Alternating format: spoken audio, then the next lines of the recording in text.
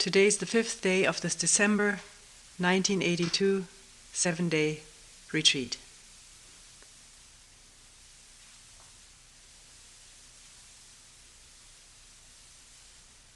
It's a beautiful day.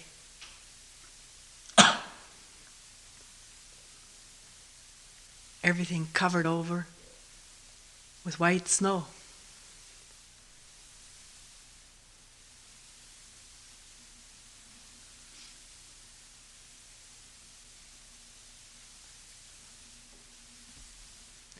Even if it melted, the ground underneath would look completely different.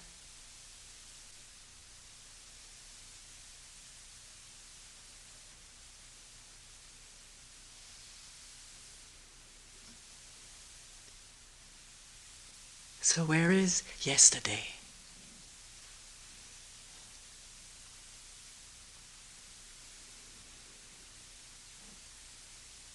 Or tomorrow?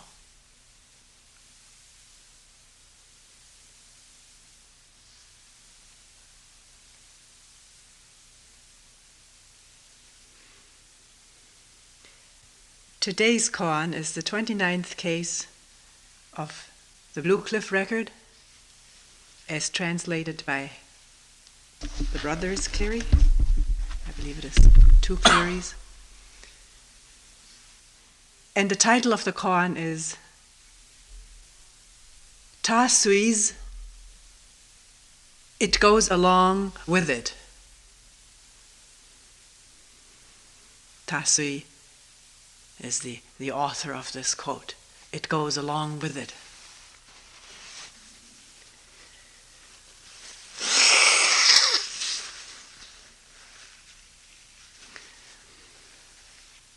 And this is how the case reads. A monk asked Ta Sui, the conflagration at the end of the eon sweeps through and the universe is totally destroyed. I wonder, is this one destroyed or not?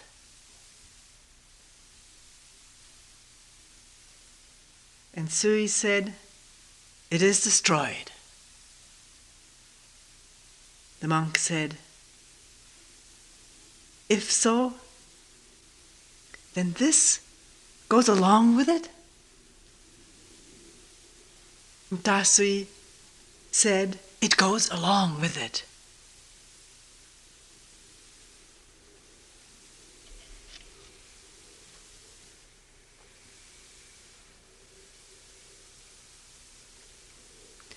Let me read you another translation for a little different repetition of the same thing by Sekida.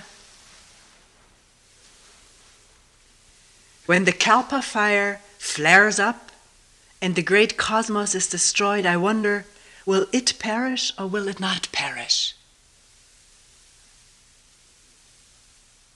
It will perish, is the answer. And the monk, then it will go? Then it will be gone with the other? And the response, it will be gone with the other.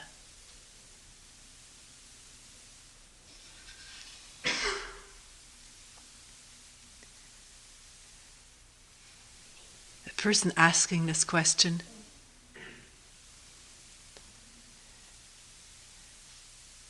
is concerned about ending.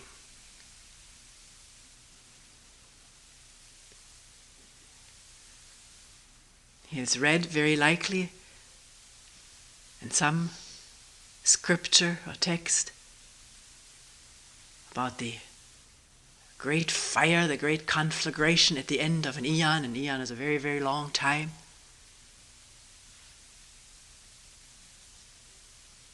Actually, it's the time between creation and recreation of the universe. It's the eon. In the many Eastern and also Middle Eastern cosmologies, it was not just, like in many other religious systems, one creator with one unique creation, once and forever,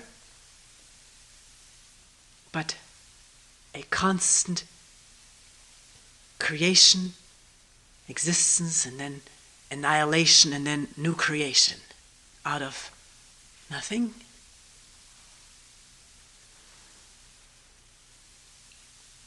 And the eons ended either with floods, an enormous flood that would wash everything away, drown everything, sweep it away, or a fire, destroying, burning everything, so nothing is left.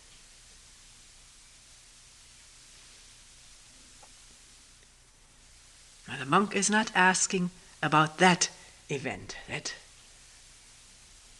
he seems to take for granted. That is so. That's the way the universe operates. But then he asks, I wonder, is this one destroyed or not? Or will it perish too? And he doesn't say what it is. He just says it.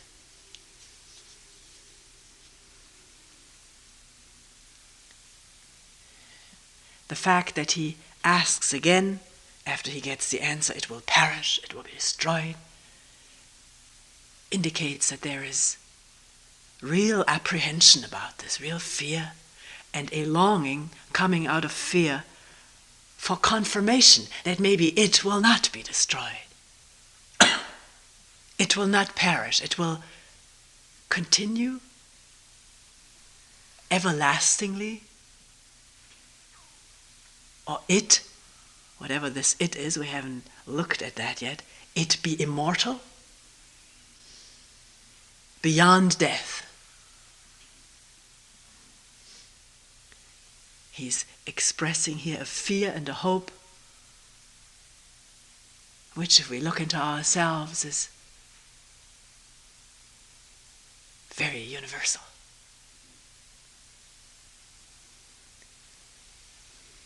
Whatever this it is. For the monk here,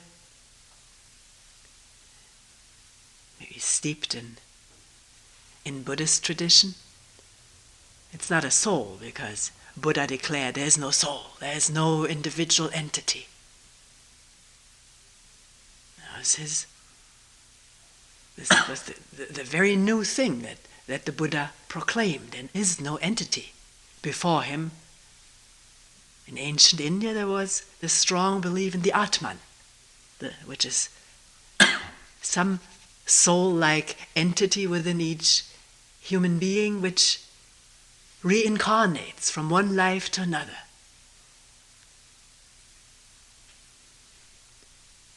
Either falling down into lower castes, which were the lower existences, lower castes.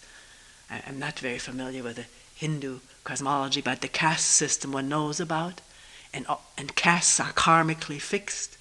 If you're born into the caste of the untouchables, that you brought that about yourself. It's your karma, it's your fate, it's your reward or your punishment, which, if you look at this for a moment, makes for a very rigid social system.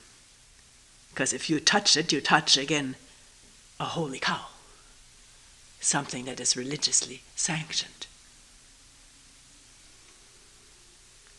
It takes great freedom from that to condemn and break up and try to point out the utter misery and injustice of caste or social class.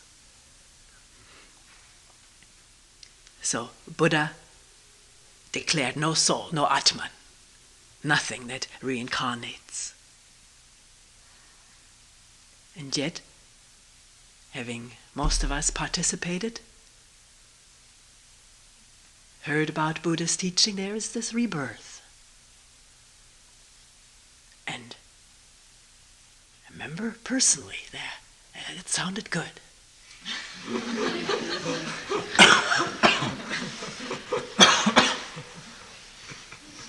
It wasn't reincarnation, it wasn't a soul, you didn't have to believe in that. You were beyond that. And yet, hey, you're going to be reborn. How nice. I'm not trying to make fun of it. I'm expressing what I felt myself. There's new hope for continuation.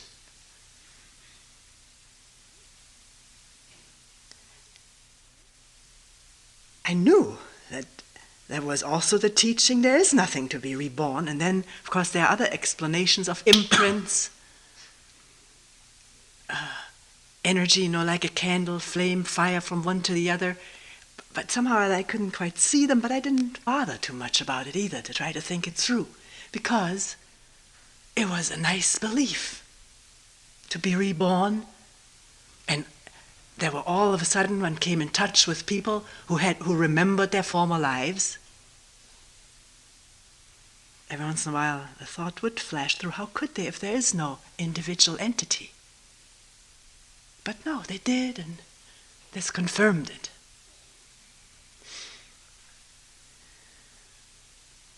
And it relieved an anxiety that with personal death, there may be nothing personally continuing.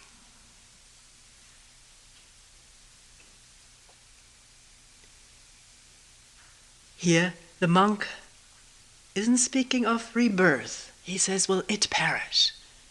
He doesn't say, will I continue? It, he says. But somehow or other you feel there's an identification with this it. It may, in this case, be Buddha nature or true nature, true self. Something one can hang on to. As an idea, obviously.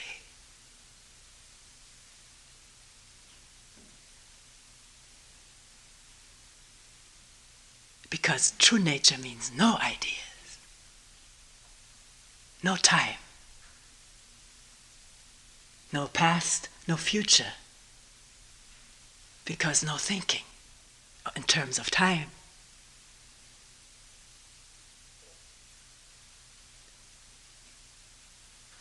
So the concept of true nature can also be a very comforting one.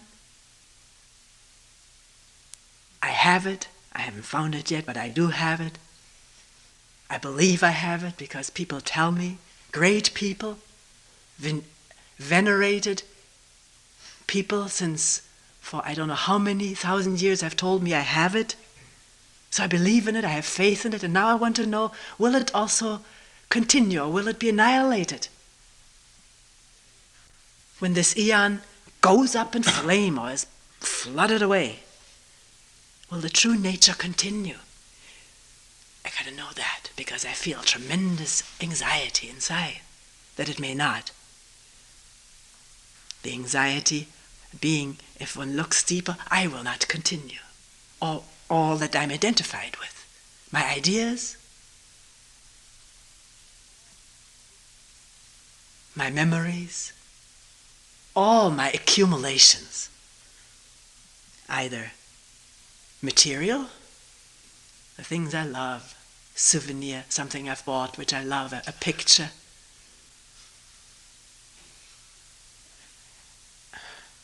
the house that I figured out all my life how I would build this house, maybe upon retirement or earlier, and the garden that goes with it.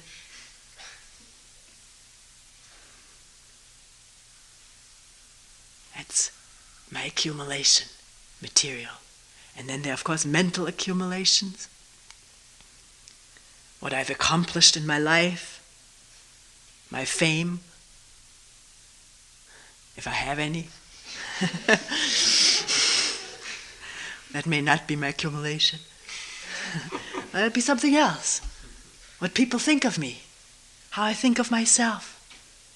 Or my unfulfilled dreams, which I still want to fulfill. I don't want to part before they're fulfilled. So, the ideas of my goals, that's mental accumulation.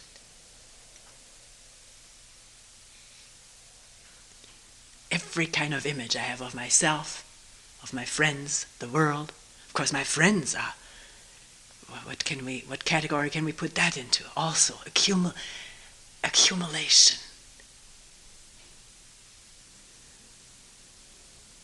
Attachments. The things, the people, the ideas I'm attached to. For fear of having nothing. Standing bare and alone.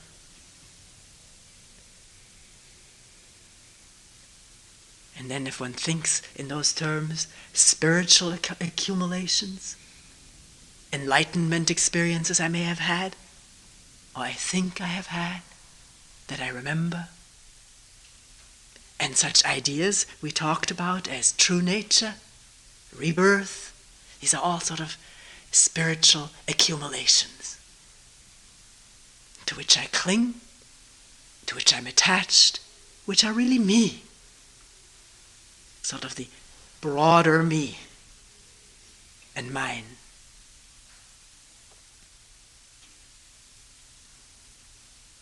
Do you see that as soon as there is accumulation and attachment to accumulation, there's inevitably fear? Fear of losing it? Fear of leaving it behind? Fear of someone taking it away?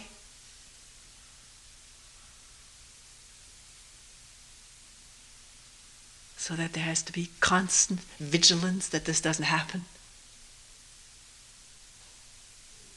Or a moment of no vigilance and it does happen? And also the fear of dying to all that. Having to go.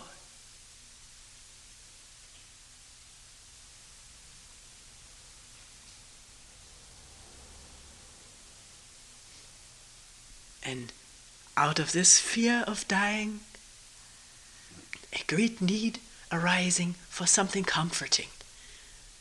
One does realize one doesn't live forever. Everything one sees around one is that there is the inevitability of death, of aging and of dying.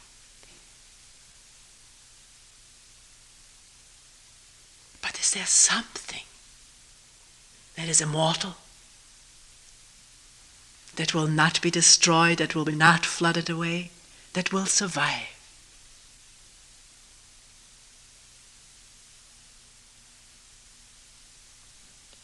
Please tell me that there is, and then I'll feel better. And if I feel better, I don't have to face the fear of dying.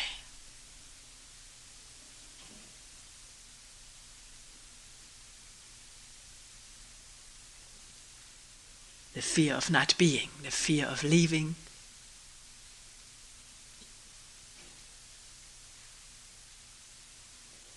And Dasui says, he gives no comfort. He says it too will be destroyed. It will go along with the other.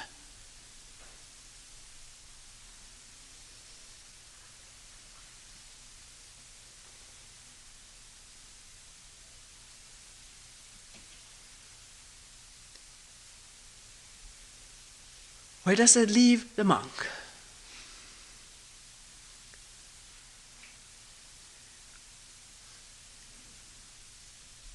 He can leave this teacher, this teaching, and go someplace else where hope is given, paradise or new life is promised, and again not need to face the fear, the anxiety, and the ultimate fact of being alone.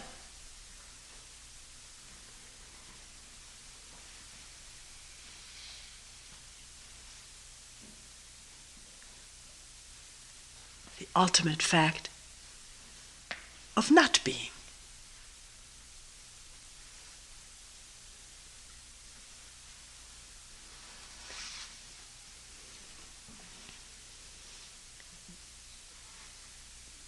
Are you looking at all this yourself as we're talking about this?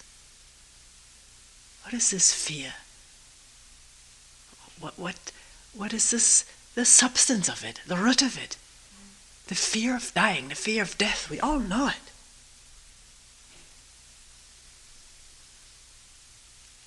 remember it from way back. Living in a big city, being very young, just before the war broke out, overhearing, when we were supposed to be in bed, overhearing parents and some guest, some friend, talking in the living room, and I caught this phrase, "The guns are going to go off." I don't know what year it was, 37. 38, I don't remember that, but I remember, I can see it, hear it. These people who knew, the adults, they said the guns are going to go off and the bombs are going to fall. And the terror is indescribable.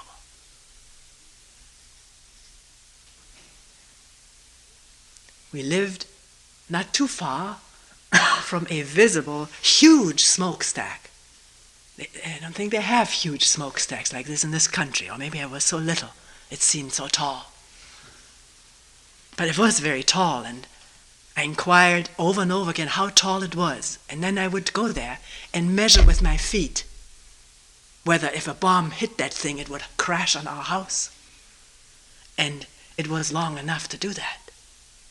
I was assured then, very little odds, that it will just crash right on our house. But to me the odds were very real. Also, it was one of those things, you don't see them in this country either. Gasometer, we call it, a huge container which contained gas for houses. And either it was very full and something was up to the top of this thing, or was rather empty. And of course, inquiring what would happen if a bomb fell right into that thing, well, I didn't have to inquire. I had been told, we had gas at home, that you better not let that escape without putting a match to it right away, or else there would be an explosion. And over and over and over again, visualizing that bomb falling right into that thing, and the smokestack falling over. And boom!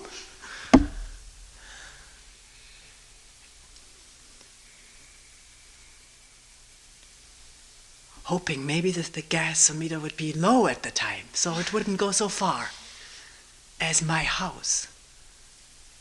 This thought. I also pray at night, "Dear God, please save my house and my family."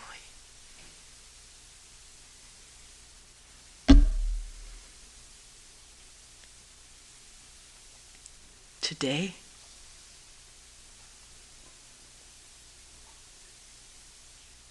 hasn't changed much.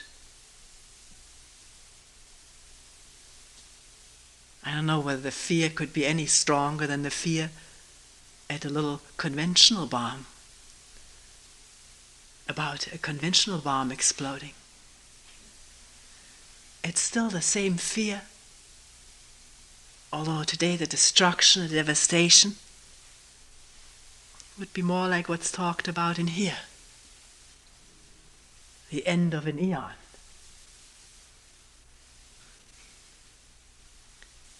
This question was put maybe 2,000 years ago. We still have it with us. Will it be immortal? Will it continue? No, it will go along with it, is the answer. What do we do with that? In our fear, in our wanting to continue? Why do we want to continue? What do we want to continue?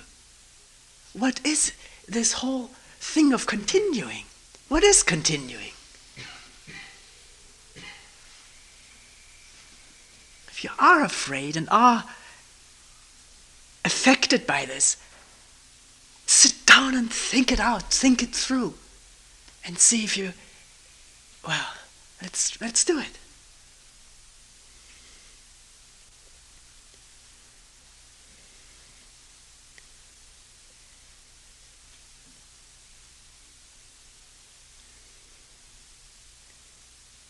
is afraid?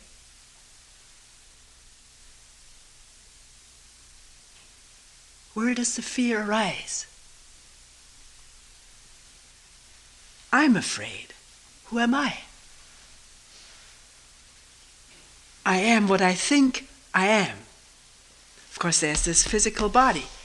But if you look at it and question it with others, it usually turns out it isn't the death of the physical body that's the real problem. A lot of people who are dying die with great serenity. Particularly if relatives don't make such a fuss over it, or friends make such a sentimental thing out of it. I just recently talked to somebody who told me of the death of a very beloved relative, actually the only relative with whom she felt there was ever anything resembling love. And he told her that he couldn't stand all this secrecy around it and these sentimentally sad looks at him.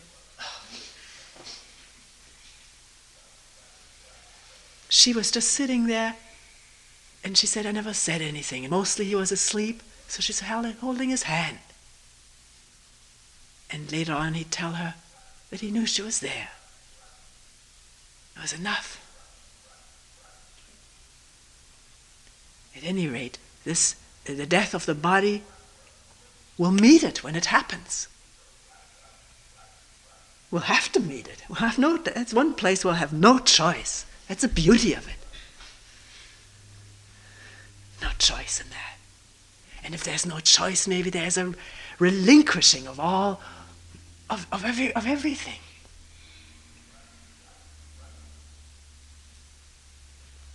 But if we look at the fear of dying and leave for a moment the physical death, it comes up in a retreat such as this in every one of them. Not in every person at all times or in every retreat or so, but it does come up. This fear of dying, fear of not being.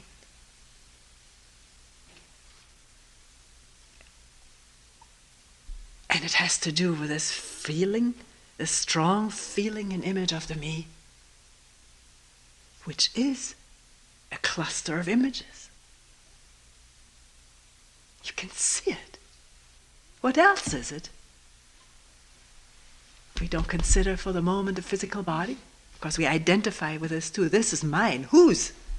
Who's the owner of it?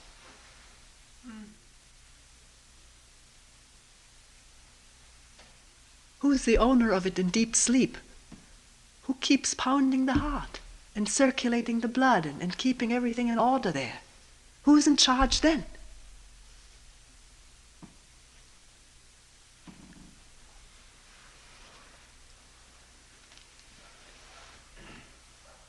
Unless we look at it thoroughly, attentively, with great energy, there is this belief in an owner of this body and in a me. And the images seem so solid, so real. But the images, they're thoughts, accumulated from past experiences and memories. Look at it.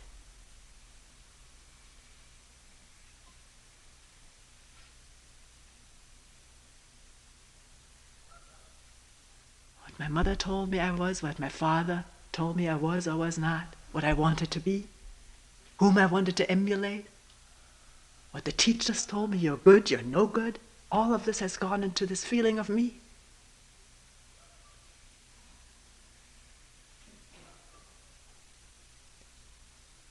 And it's all the result. No, not the result, it's the very process of thinking. The process of thinking is me. As you sit there, constant stream of thoughts. If there's a complete caught upness in the thoughts, there's just constant thoughts. Although you see yourself, like in a movie, as as the actor or actress, hero or heroine, or the villain, the villainess. All thoughts, all memories, all creations, figments. And then there comes an instant of awareness of this stream of thinking. And then what happens? Doesn't there come the thought, I shouldn't have these thoughts. I should pay attention. Or I should question mu or who. Or whatever. I. And what is that I at that moment? What is that process? After the one stream of thinking was interrupted through a moment of attention. Isn't it just a new thinking process starting? I should not. I should. I can. I will. It's all thinking. Do you see that? One stream of thinking. Except at one instance, there is this feeling of I, which is full of memories. It's been there before. It has all kinds of ideas. It's a cluster of ideas and feels separate from the stream of thinking. But it's still bunches of thoughts, just temporarily separating themselves out from the stream of thinking, feeling themselves as the thinker or the controller, the doer, the censor. But in truth, it's no other than all the rest of the thoughts. It's one stream of thinking. Do you see that? If you see that, then there's no dualism, no duality within you. Then there's just what is from moment to moment.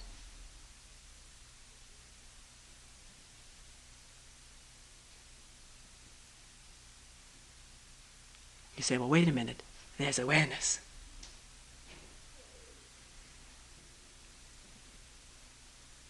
What is this awareness, this attention, whatever we call it? Is that free from all images, from all judgments, compulsions, thoughts, I must change what just happened, or I must change it in the future? When that's there, then there's just this cluster of thoughts, the me, thinking about itself or its stream of thinking. It's not awareness. In awareness there is no thinker. There's no controller, no censor, nothing. Nothing. Except whatever there is. And that changes. Stops or changes. Dissolves, whatever.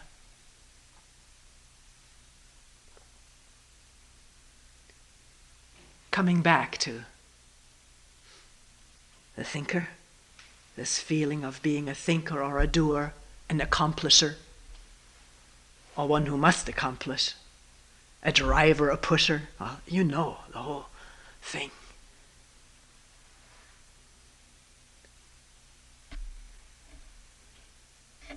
That thought-created entity, not just thought-created entity, it is thinking. Its very substance, its very being is thinking. That is also afraid of dying.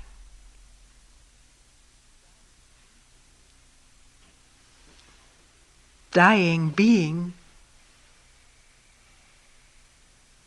what is dying or death?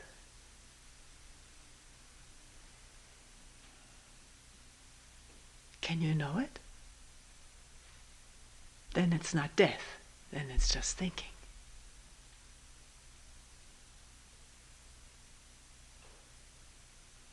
Can you imagine it? Can you take what other people have said about it and believe in it? That's all, without exception, thinking, isn't it? From memory. All what you conjure up this instant is also connected with memory, but that's beside the point. So how can thinking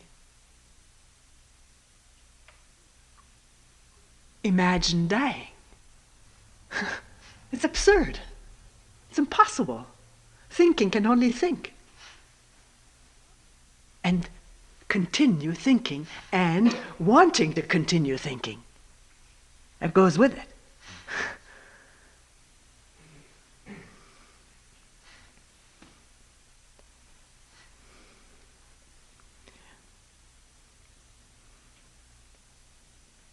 A psychologist, a research psychologist, once coined the term functional autonomy. And what was meant with this is once a habit starts, for whatever reason, for good reason, having to run away from a dangerous thing. The dangerous thing is not there anymore, but the habit assumes autonomy. It becomes autonomous. It becomes a thing in itself. It generates its own momentum and its own continuation. Even though there is no particular, the motivating force has long ceased, but the habit has become in itself self-motivating, autonomous. And this is the way it is with the thinking habit. Thinking wants to think. And the thought of no thought is horrifying to thought.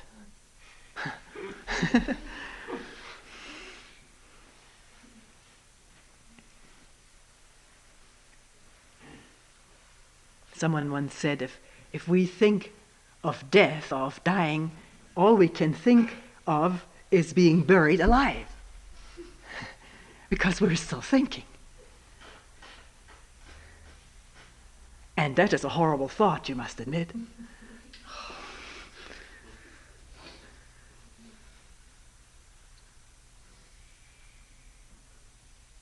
And it's happened, people do it to each other. There's nothing that people haven't thought out that's horrible enough to do to each other.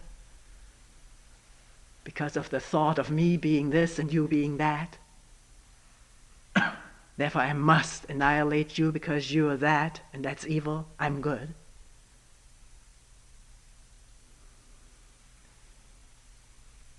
So what is dying? You don't know. It's a concept, at best. Of course, you can see a dead person. And you get all kinds of ideas from it. Horror or pity, fear, this lifeless body. And then you visualize yourself in the same way, and the thought frightens you, scares you, or repels you. All the stream of thinking. Is there any possibility of this to come to a stop? This stream of thinking?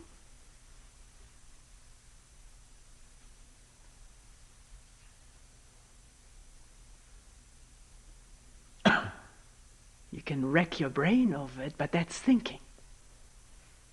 It cannot happen through thinking, obviously, because thinking is the stream.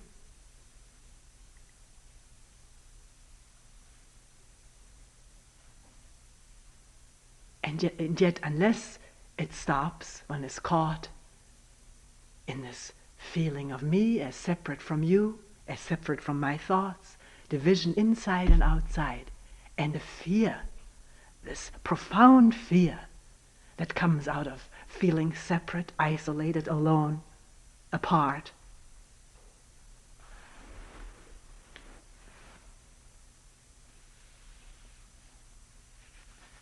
And the total absence in that of love.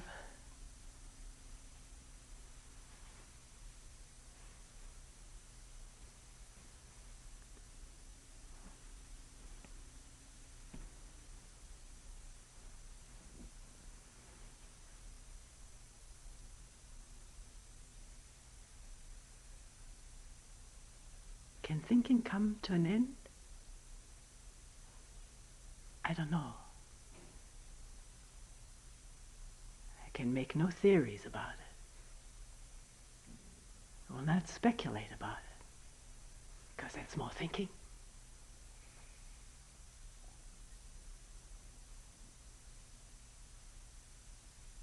But I can question it. I'm free to do that.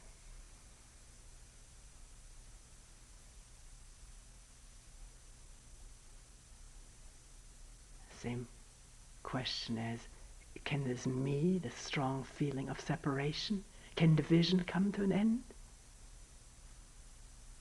Can fear come to an end? Can violence and brutality come to an end? Because all of those are the creation of thinking, which comes out of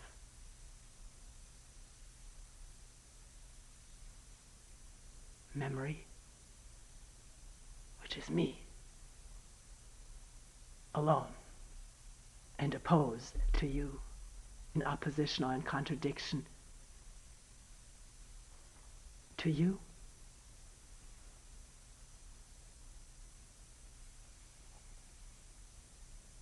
I don't know if it can come to an end. I must find out. That's clear. Or else this whole misery and sorrow, that thought that the me has created and is continuously recreating and feeding and nourishing, will continue.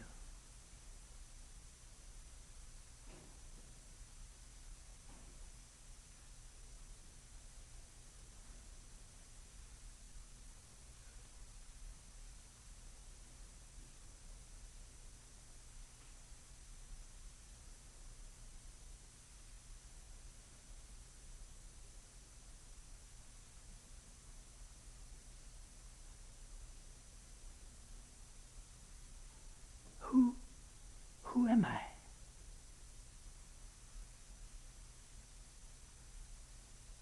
Apart from all the thoughts. I can see clearly that's what I am, as thoughts. Is that who I am? I don't know whether there's anything else. I don't know. I will take nobody's word for it that I am this or that. But I will inquire. If it takes my last breath, I will question who.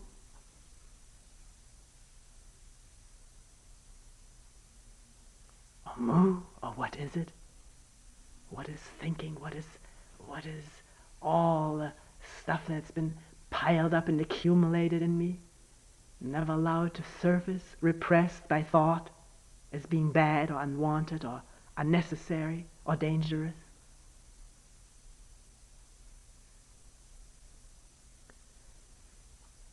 In this inquiry, who am I, or what is mu, or what is it, I'll run into all of this stuff that has been repressed.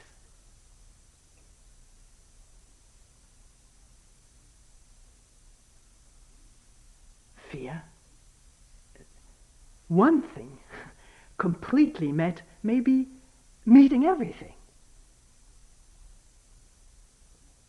So how do I meet fear?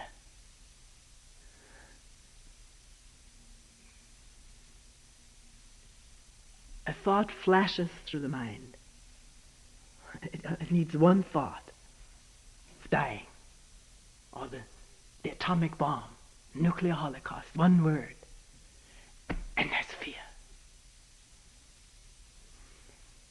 It hits me and it hits the body. The body responds immediately with very definite fear responses, which at one time in the past were very functional. To run away as light and fast as possible, or to attack. So all these physical responses are evoked when there's a fearful thought. Can I meet that head on? before this becomes further thoughts. Hey, what's happening to me? It's terrible. I don't want it. I'm getting sick. Recognizing the whole mess and not wanting to go through this again. I've been through it so many times. But just who, moo, what?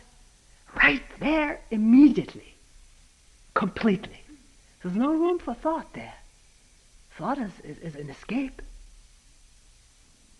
It is. Many people have seen that. That thinking itself is escape. Even though they are very painful thoughts, they are escape from what's actually happening. Fear, anger, anxiety, whatever. We don't have to label it. And it may dissolve completely. And the questioning goes on.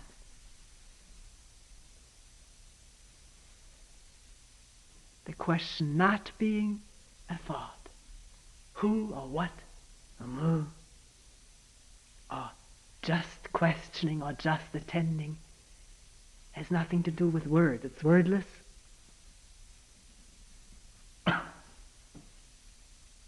And it goes into wordlessness, into you don't know what.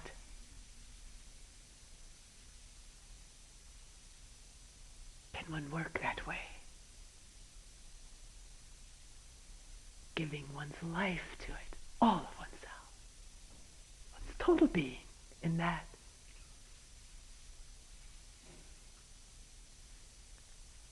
Now wait, there are moments when one's total being is in the 10 directions, here and there and everywhere. And then you think, hey, she said that and I'm not doing it, so I'm no good. That's thought. That's more images of yourself and consolidates the feeling of me. Always pick it up where you are, not where she said you should be, because she's not saying that.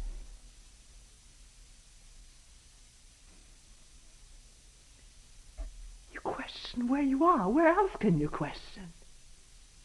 Comparison is thinking and consolidates and confirms and solidifies the feeling of me, good or bad. Do you see that? And what will you do? What can you do?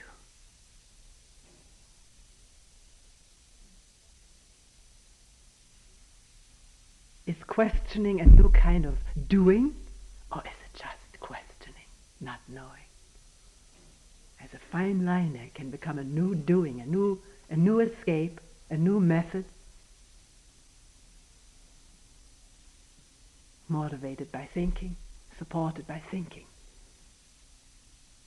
also by a thought-out goal.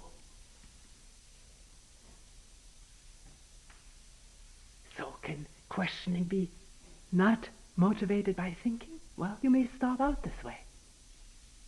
But see it and question and don't take comfort and refuge in thoughts.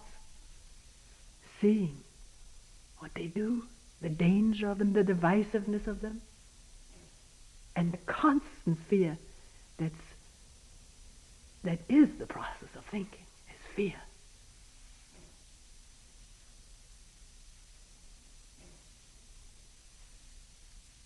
When there's no thought in the mind, where is the conflagration of the eon? Where is the future? Where is the past? Where is death or dying? When there are no concepts in the mind? Then there's life this instant as it is, without any thought of beginning or end.